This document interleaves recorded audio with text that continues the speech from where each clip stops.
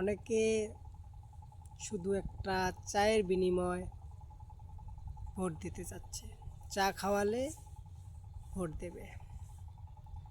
তো তারা জানে না একটা চা খাবে, তার কাছ থেকে হওয়ার পর 100 চায়ের দাম ওঠাবে। সে হয়তো বুঝতে পারে নাই, তাই সে একটা চা খাইলো, খেয়ে ভোট দিতে চাইছিল, সেটা বুঝতে পারে না। হইতে পারলে পরবর্তী কি হবে। কেউ কখনো নিজের পকেটের টাকা দিয়ে আপনাকে চা খাওয়াবে না, আপনার টাকা নিয়ে আপনাকেই চা খাওয়াবে। তো আপনার টাকা দিয়ে আপনি চা খাবেন, ভালো কথা।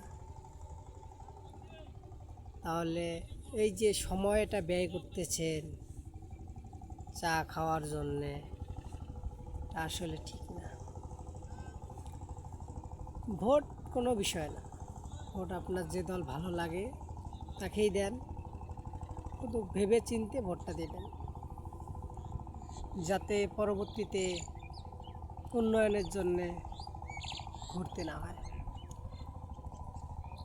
সারা জীবন তো ভোট দিছিলেন, দেখছিলেন কী উন্নয়ন হতেছে, কি হইতেছে না।